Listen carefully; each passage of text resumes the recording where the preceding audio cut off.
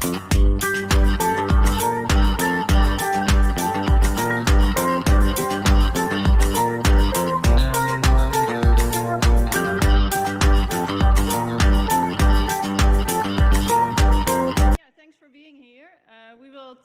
to you a bit about digital online action and the research that we are doing, and we would like to share it with you. So first, some introductions. My name is Marleen. I have been involved in the activist movement for about 12 years now, and been involved in different movements, from squatting movement to climate movement, feminist groups. And I mean, in the end, it's about system change. It's about movements that are connected, intersectionality, if some of you know. So if you start with activism, you end up from here to there to everywhere.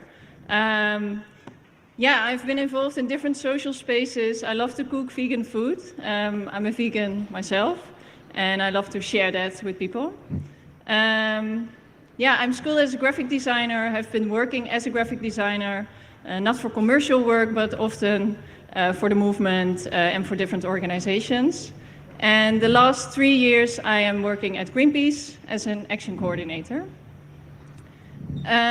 Yeah, so we thought for the introduction, it's nice to show an image of an action that both of us have been, or me in this case, have been involved in. This was an action, one of my first climbing actions at Greenpeace. This was me. I was on the roof of Shell HQ in The Hague, where we were protesting against Arctic drilling. And I was sitting there for some hours. At some point you get arrested, the police take you down. So we were going through the building of Shell, and I was wearing still this big suit as a polar bear, and it's walking like really big and heavy because it's big. And then when I came down and I took off this polar bear hat, the police was a bit shocked that there was a blonde lady in it. And it was like the perfect picture that the photographer took. And it's always nice to share. So, about Maarten. Yeah, I'm Maarten. I also work at Greenpeace. But I started, after high school, I did study artificial intelligence. And I was always talking about left activist things, but then I got into doing some privacy workshops, and then I rolled into the student movement, and from there it all went really fast, and now I'm, very deep into the climate movement and the nature movement. I sometimes play guitar, but yeah, it's a process. And I also have a picture. This is in the Stellenbosch last year, where we occupied the forest. Yeah, and in this photo, I just gotten food, so that was really one of the highlights of the 12 days I was there. Yeah. So, and yeah, this is not a talk about Greenpeace, but just to give a little bit of background info, because maybe not everyone knows, but Greenpeace is quite old for the organization, the type of organization that it is, 50 years, and we're all around the world, and there's many offices in different countries and regions, and we've been fighting to preserve nature and for peace for 50 years, and we have a lot of experience in that. So we do a lot of actions, but we also do research. We go to the nature areas and we fight court cases. And this is why we think we're like uniquely. It makes it possible for us to try to bring civil disobedience into the online world. And if you have questions about Greenpeace, then we can talk about it completely after the talk. If you have questions about the talk itself, we can do it. There's room for that still. Yeah, so first we want to talk a bit more about how we get to this topic. So in 2014, I was a volunteer at Greenpeace, and I also did some internship work. I also came to Greenpeace and said, like, isn't it interesting to look at if we can do digital actions? And that's already quite some time ago.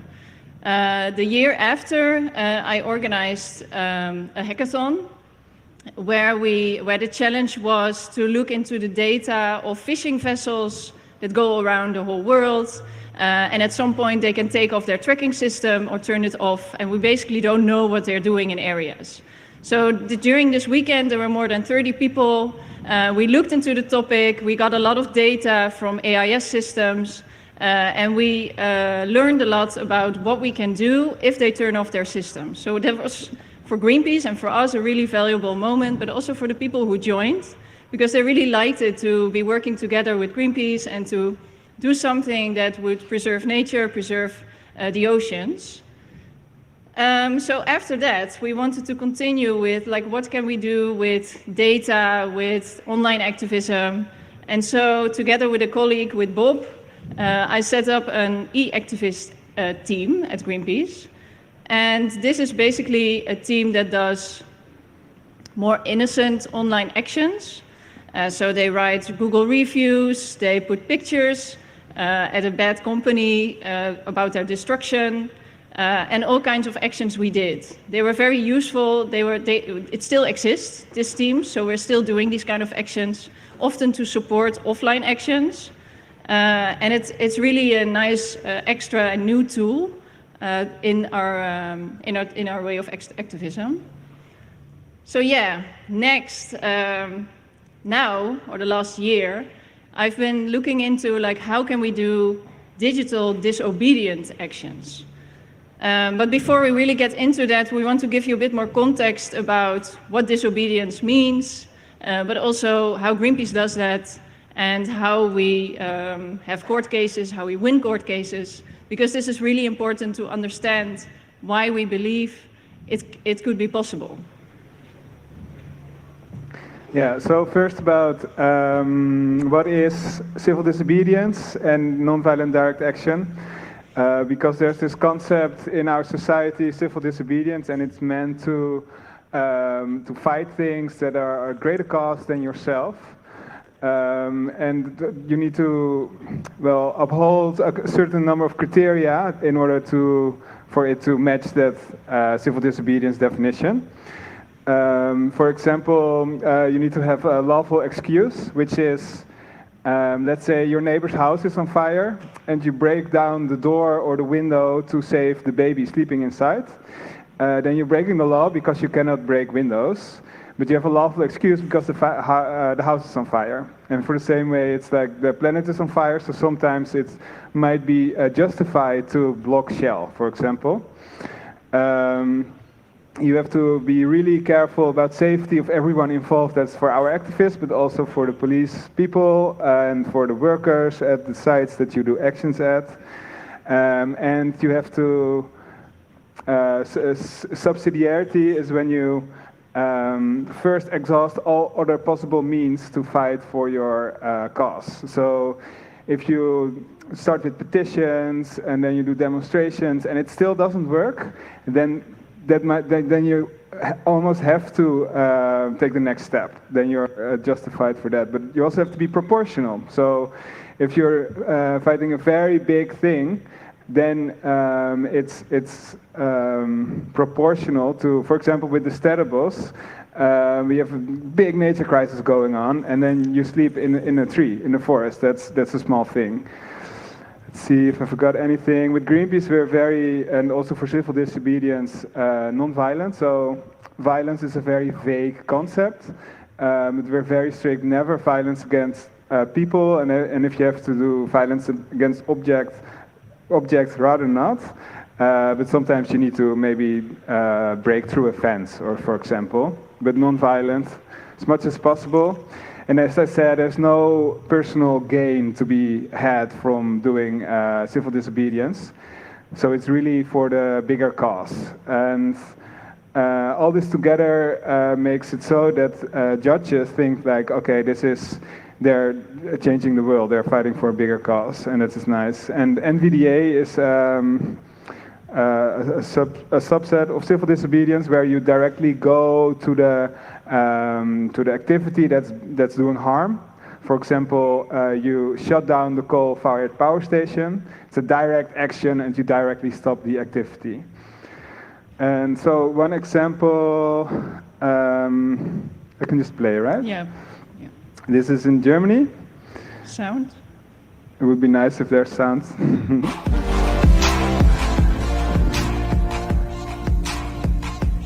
So every year there are big actions in Germany called Ende Gelände, and they are really nice example of people power, people doing action to stop fossil fuel industry, in this case lignite mining. And they're very, the whole terrain of action.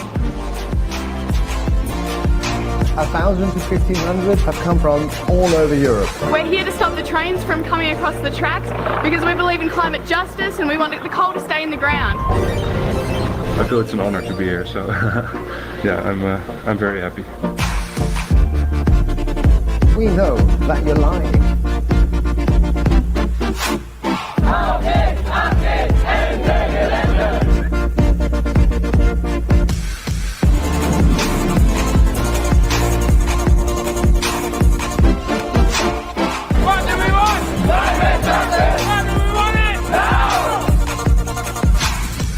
We need to act in every way we can, and civil disobedience is one of this.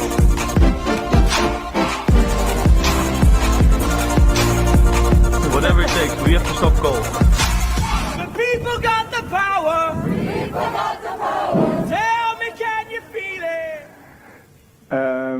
So yeah, that's pretty nice. Where thousands of people come together, and if you want, you can go again this summer. They're organizing in August. In August, yeah. But another example. This is Amsterdam. It's a really nice field of grass in the city center. But what I didn't know at least is that it used to be a highway right through Amsterdam, and people really didn't like this actually. Because they really didn't like cars, and they thought, yeah, we just should take the bike. So they got on the highway, they did like a die-in, and they took their bikes, as you can see. And this is civil disobedience that changed the highway to a nice field of grass. And I think that's important part of civil disobedience. It has shaped the world around us for the better. From museum plan to voting rights for women, to the 8-hour workday, to abortion rights. It has shaped the world around us. So we think it's important. Yeah, so now we would like to talk a bit about how we do these actions at Greenpeace. Like Maarten said, Greenpeace has been doing actions around the world for 50 years now. And there's a lot of experience and knowledge here in the Netherlands, but also in, of course, many other places in the world. So when preparing an action at Greenpeace, that's my work, basically every detail counts. So the moment we depart from our warehouse till the second we go onto a gas rig, as we see here in the picture, that we already prepare what happens if we get a court case. We already do everything in advance. We know everything that could possibly go wrong or what could happen. And that's super important to be prepared, especially in court. So what happened in this case? I'm going to take you through one action that happened in 2018, because it's just a very interesting example. So there was a company called Hansa, and they were planning to start drilling for gas in Schiermonnikoog in the Waddenzee, which is a nature area, even a Nature 2000 area. The Dutch government has been working for years on it to get it flourish as a nature reserve, and then suddenly there's this company saying, so we're going to get some gas there. It's going to destroy the nature. Besides destroying nature, the people who live there, they didn't want any of this happening in their backyards. They didn't want anything of this happening in this beautiful nature reserve. So the people, they contacted Greenpeace. Beforehand, Greenpeace was already in touch with Hansa, the company that was planning to drill for the gas, to say, hey, if you're going to do something, let us know. They said, okay, we will let you know if we're going to start drilling, because we need to tell that in advance, because we're preparing it, because the government needs to know. That's how it works. But they didn't. They just announced, we're going to start drilling next week. So in a week time, Greenpeace prepared this action. Often we take months to prepare, but here it was 1 week, where we took off from Amsterdam all the way to Schiermonnikoog. And in preparation of this action, like I said, we think about every single detail. So we think about how are we going to contact the owner, Hansa, but also we need to contact the authorities that we're doing an action. So when you're doing an action in the area of an oil rig, this is important for the legal case after, there is a mining law, and this means you cannot be in the area of this mining activity in 500 meters. So we had to stay out of this 500 meters. And that's what we did with our big ship. We had a beluga with us, it's a sailing vessel, and it was outside of this 500-meter border. But we had also had our ribs with us. And those could go into this 500-meter area because the rig is supplied also with small ribs, that there's no danger of anything collapsing into the rig. So we knew that, and that's why we took the ribs to bring the activists to the rig. And what also happened at the same time is the moment we start this action, we called the owner, we called the authorities, we're going to do an action. We weren't even on the rig yet, but we prevented already that in the court case they would say, you're there, was dangerous, we didn't know, we were planning to mine, blah, blah, blah, blah, blah. So we already knew, we need to let them know in advance, and we are so fast that they're unable to stop us before we're already on the rig, before they're there. So this is very important in the legal process. So here the activists go onto the rib, they go onto the rig. After 24 hours, the activists were taken off the oil rig, and that already took care of a lot of media attention, and it made the discussion really start in the Netherlands about drilling for gas in a nature reserve. So that's basically the goal for that action, and it really worked. But then after, there is always the public prosecutor saying, hey, I want to have those activists being punished because they did something that is not allowed. So what the public prosecutor said is that the mining law is more important than the right to protest, that the action was totally unsafe, and that there are less invasive ways of making your point. So they say we shouldn't have gone onto the rig, we should have just talked to them. But of course, that doesn't work. This is a lot of text, but it's just very interesting. This is the verdict of the judge. In the end, all the charges were dropped. The judges basically said that the right to protest is more important than the mining law, which is already really exceptional. That's really quite amazing that they said that, because often economy and money goes before ideological and activism. But what they also said, and here I wrote it down a bit more concise, is that, again, the mining law is not absolute. It's the right to protest is more important. The mining company started to test unexpected. That's why Greenpeace couldn't do anything else to have, like we said, the subsidiarity. So we couldn't get into touch with them. They were just on their way, and we were too late to basically go into a discussion. There was no safety risk. So this is all what the judge said. The action was well prepared and well documented. And they even said Greenpeace is a large and professional organization that should really address these kind of topics. There was open communication with the authorities. The action was limited. They had a clear target. So in the end, it was also for us, it was really special that they really set this mining law aside, and they said the right to protest is more important. And that was really a big victory. So again, in this, like I said, essential is the subsidiarity and the proportionality, because that's where the judge really looks at. So why I'm telling all of this is because basically what we're doing is, if you think about it, like if I'm myself, if I just go take a boat and I'm going to row to a rig and I'm going to climb on it, I will probably be prosecuted. I will probably get a fine or jail time, because it's so unclear what I'm doing there. I'm one person, they don't understand it. But if you're doing that with a big organization, if you have a clear story, and if you have a clear goal, it can change. So the question now is, the one I wrote down here. Anyhow, so when we talk about digital action, digital disobedient action, we think digital action equals high fines and jail time. Because that's basically what you hear a lot when people do something online that's not allowed, that there are a lot of media attention and that people get high fines if they're found, because often you're anonymous. If it works, let me know.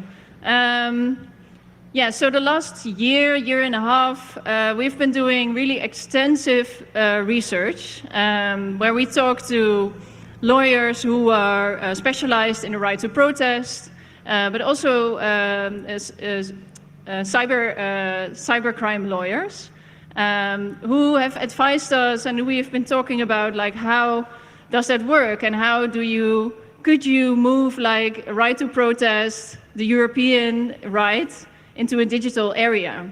And they say it should be possible. It's very interesting to ask this question because it hasn't been done like this before. Of course, we know actions that are done anonymously, by example, Anonymous, but no one knows who they are. But if you would do a digital action and say, hey, we're Greenpeace, we've done that, and we are standing for what we're doing, and we can explain to you how we did it, and what we done, and why we did it, like copy what we do offline, and we often win, and we always win those court cases offline. How come you can't copy that to an online place? So again, we said, we're still researching, we want to know everything about this. If we can't guarantee safety, if we can't guarantee the safety of the activists, of anyone who's involved, of even the companies that we might hack, then we won't do it.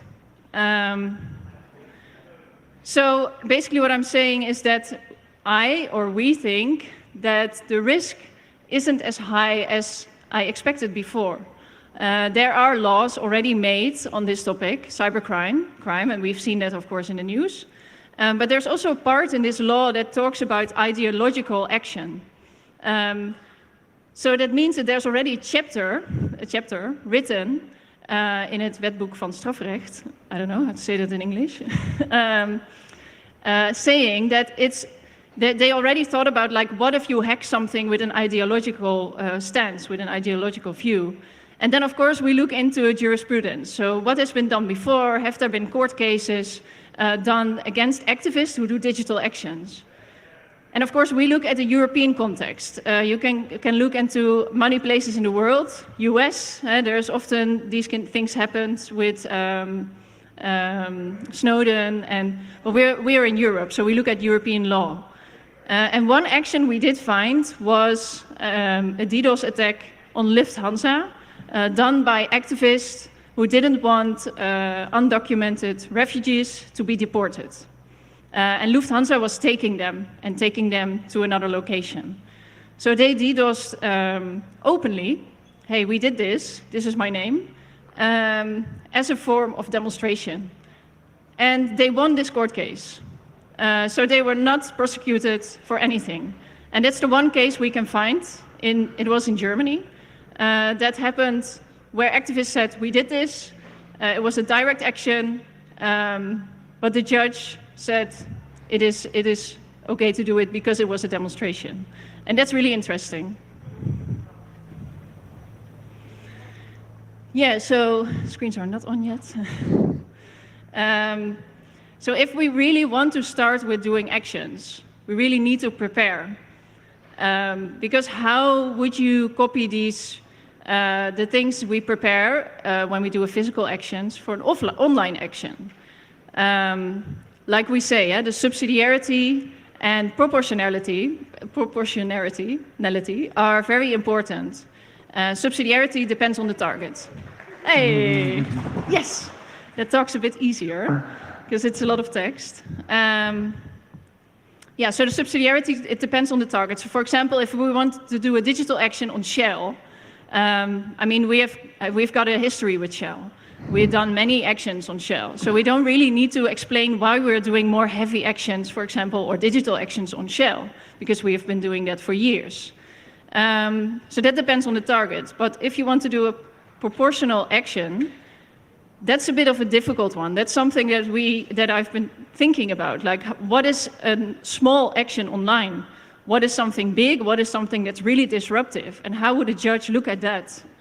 And how can we track every step we take online? So, for example, if we climb a building, you can basically say, yeah, we went to that fence, then we went there, we went to take that ladder, and we were up the building. But how would you do that online? How can you track that? How can you show that you haven't been looking into places where you find credit card data or anything else?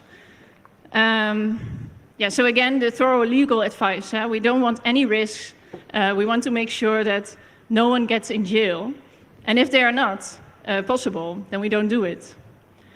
Also something I was thinking about, can someone an experienced hacker prepare an action, and that a Greenpeace prominent, for example, the director, presses a button and he does it. He does the hack. Because that, in the discussion, that could really help. And as always, a risk assessment.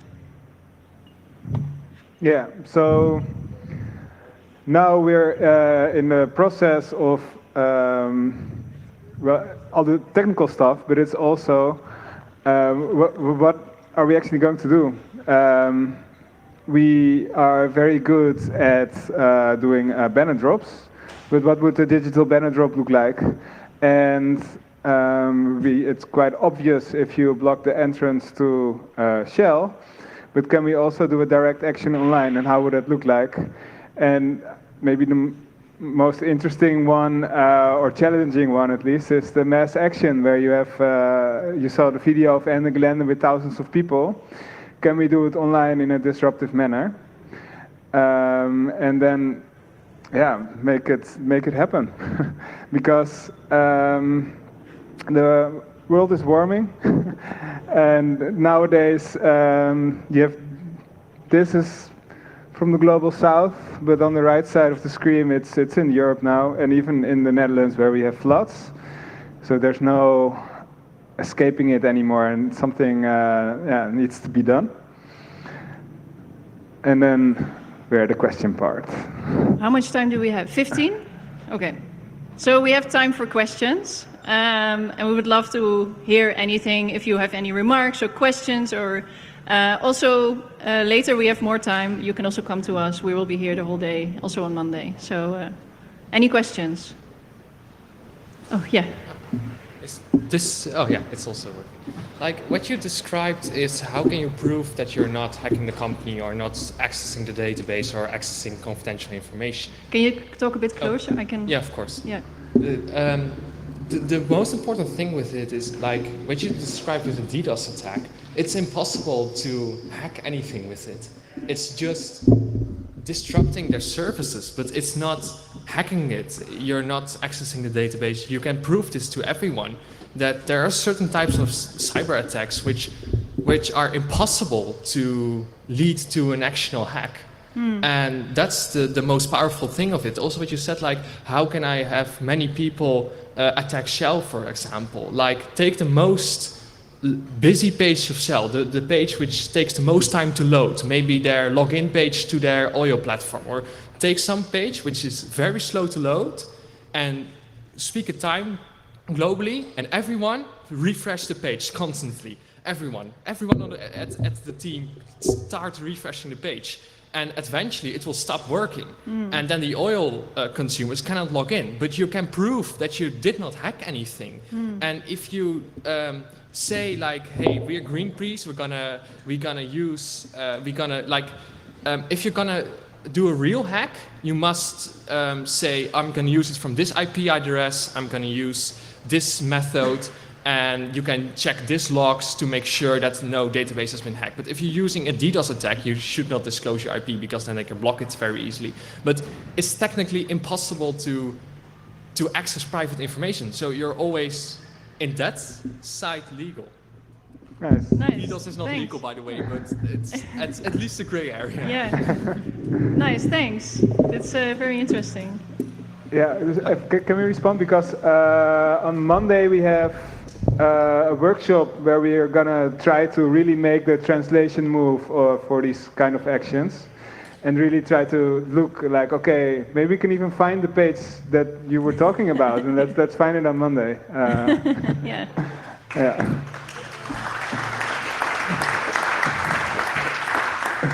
Now with the slides, can you make them available online for download? And with, for instance, all the cases you've mentioned, could you cite them and like tweet them or Mastodon them or something? That would be nice. Is there a way we can see? Yeah, I think so. Can you tell us now? We can also discuss with the organization how or where we can share it. That should be fine. Cool, thanks. Yeah. Yeah. I have one remark and one question. A remark for the gentleman about DDoSing the website. It will not work. I'm working. I've been working in marketing for 10 years, and I know how these sites are being built up.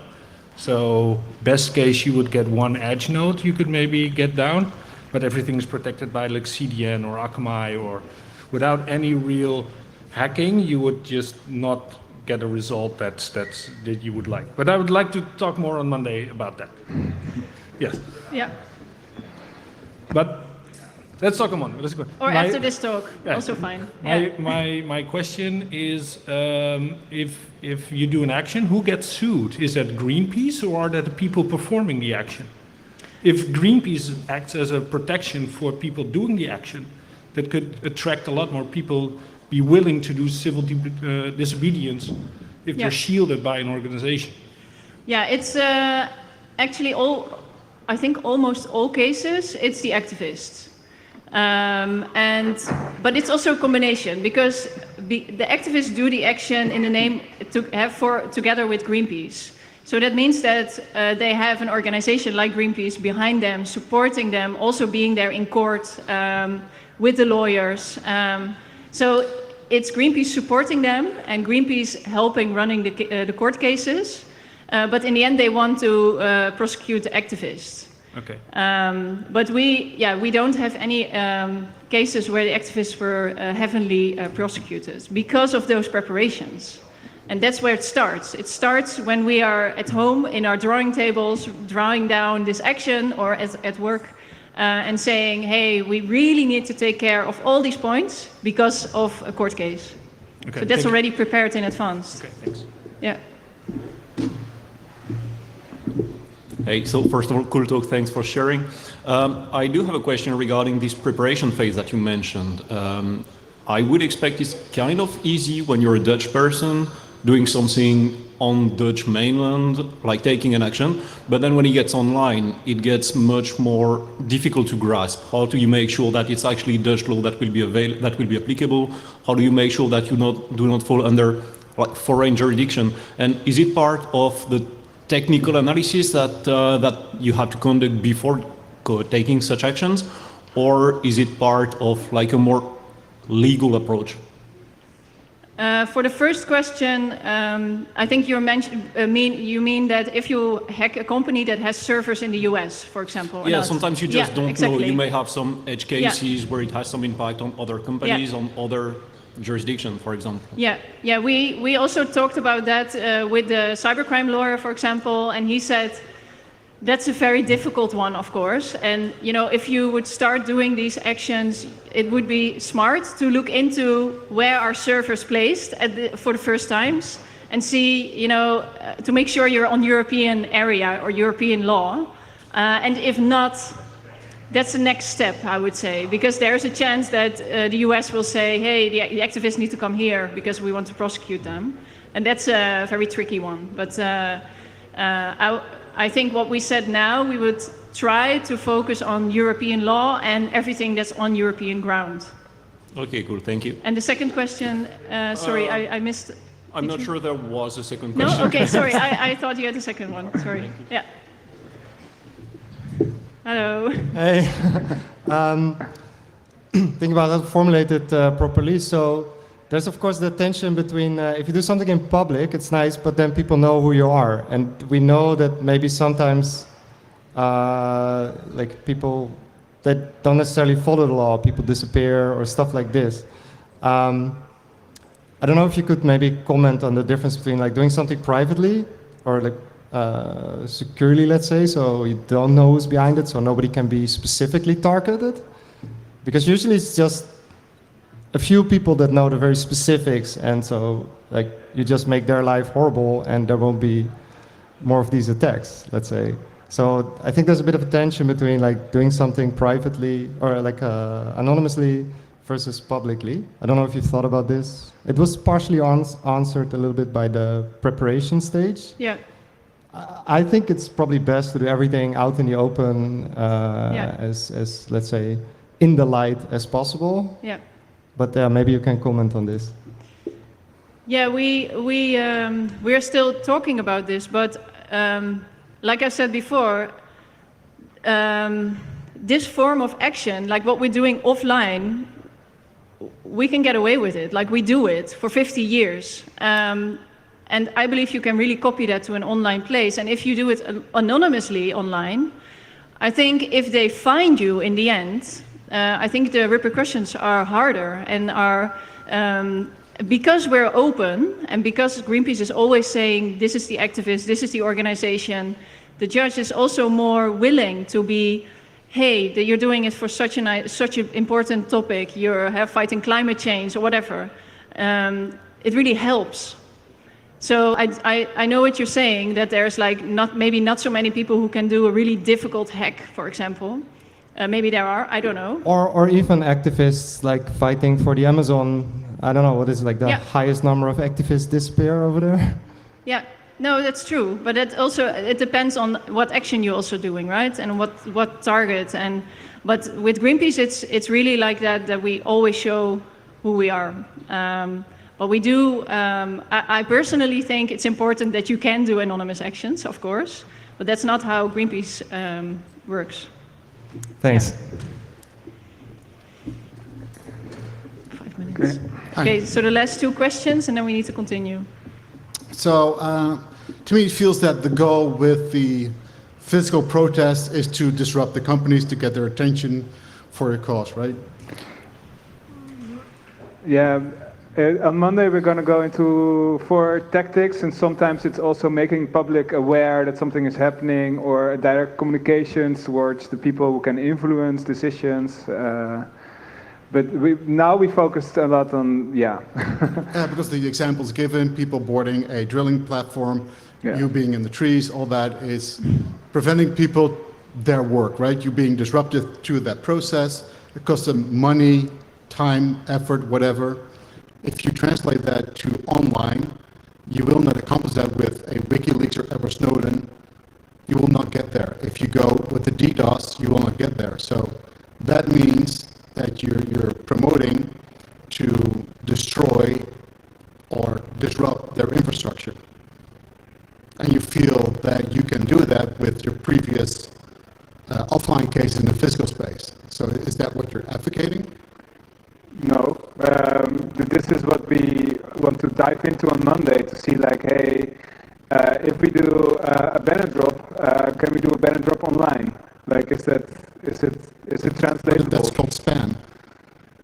I don't know. I think that there's a lot of creative people, maybe here, maybe on the camp, maybe in the world, who can translate it into different things. Maybe it's true what you're saying, maybe it's one of the tactics, but I think that also civil disobedience comes in many ways, right? So I think there's ways to, we have to hurry up, to look into that. Yeah, and but like this destroying things is not non-violent, and it's also not civil disobedience, it's more sabotage. Well, and that's the point you make. So I'm, I guess, confused the room you give yourself, what you are able to do so online. Yeah. Yeah. So describe digital processes, which I get. Yeah. But I think it's hard to accomplish with the rules you give yourself. Yeah, but it's not easy. Yes. Thanks. Hi, have you heard of the activist group Distributed Denial of Secrets and some of the environmental data sets that they released, like mining secrets? No. No. But that's a good tip. Okay. We maybe later you can say it again after the talk, and we can write it down. Yeah. Okay, we have 2 more minutes. So well, 1 minute. Okay. 1 minute. So, a temperature check. Raise your hand if you agree with the statement, and it's okay if you disagree, but just to get a feel of the room. What? Oh, one question. Can we first do this, please, and then we can do it afterwards? Direct digital action should be normalized like offline direct actions. Nice. That's also why you came to the talk, maybe. So what's next? We're going to continue with the legal research, and we're going to do it out in the open. So we will publish a position paper, and we will host public events. And then we're going to set up a team of people who can actually do this stuff. And we're going to design the first low-risk action. So we're not just going to encrypt all the servers of some oil company. Maybe we're going to start it easy, or we are going to start it easy.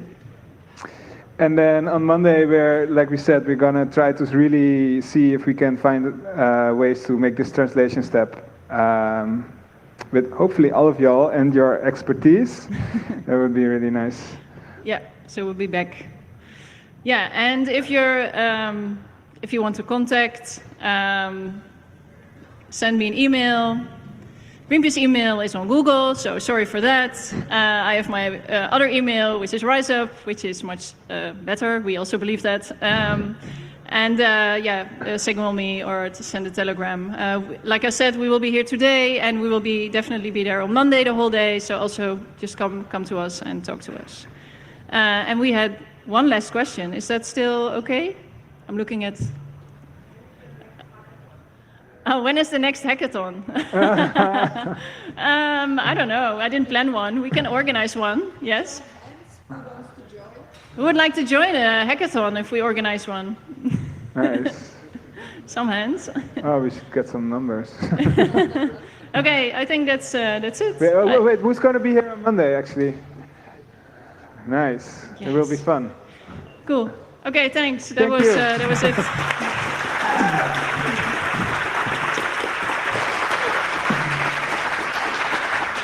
Yes. So before you all leave, I have another announcement to make. First of all, everyone who has merch pre-ordered can now pick it up at the merch stand. It has come in. It was a bit late, but it's there now. I'd also like you to ask to pick up the trash, to leave everything cleaner than it was, be excellent to each other, drink water, use sunscreen, and yet again give it up for the amazing talk of Martin and Martin.